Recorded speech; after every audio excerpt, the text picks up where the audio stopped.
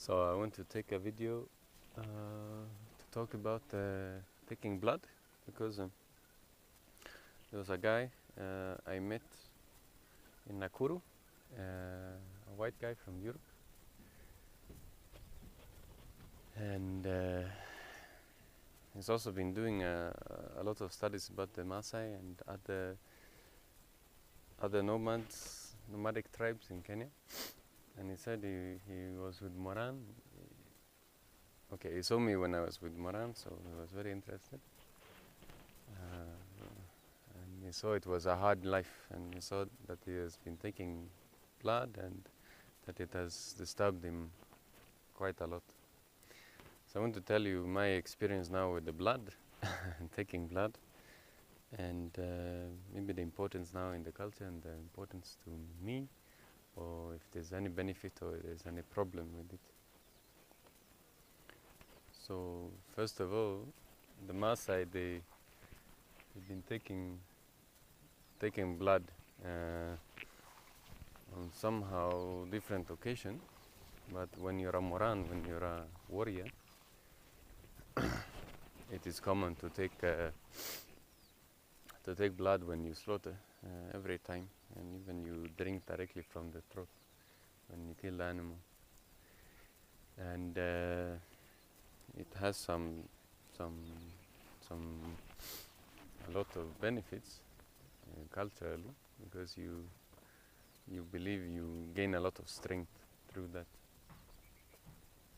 And it's a very good way of cleansing if there's any problems or maybe bad things that has accumulated in the stomach, intestine systems.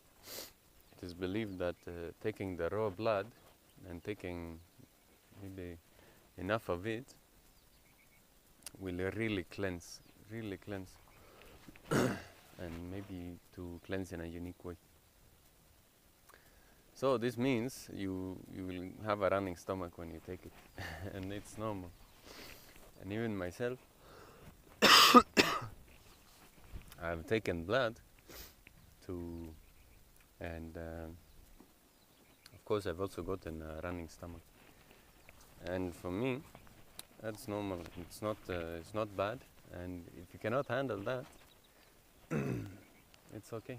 There's no need of taking raw blood. And then there are other ways to prepare the blood. Even culturally, there's monono and other things where you cook it, and that one has not disturbed me as much. So it's the raw blood. Another thing with the blood, it's not only now that it has some effects on the body, the stomach, and those things. Another thing that at least the churches believe in Kenya, and why so many churches here, so many pastors and churches, they say that as a Christian you're not supposed to take blood.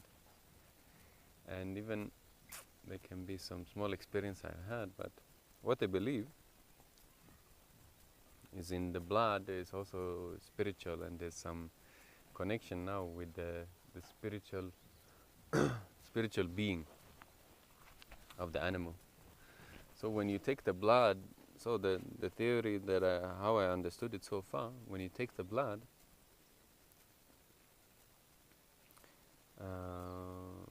it has had an importance even spiritually for the Maasai, because that is how, okay. So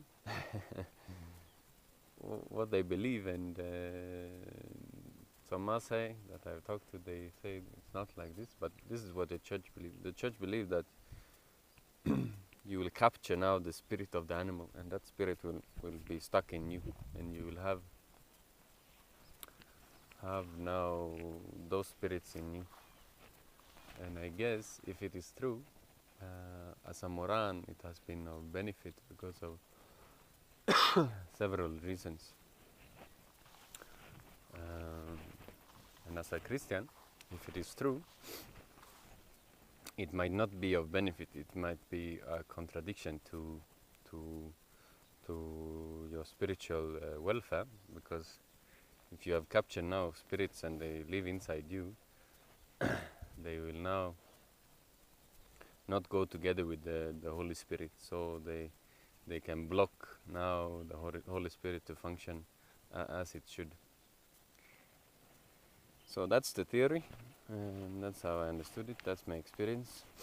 Even I've removed some spirits, and that is believed to come from taking blood.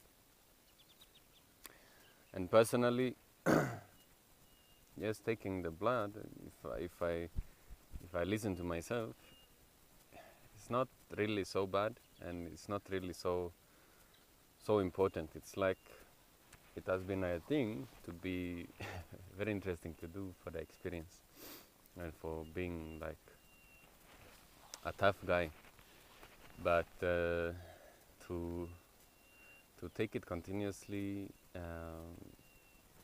it's not really so beneficial, and it's not really so bad. But I have important people along me, around me, important people that I have to respect because of culture. I have to respect because of other reasons. And these people have now told me, several of them, they have told me as a Christian, the advice is for me not to take it. Actually, they are emphasizing even strongly to not do so.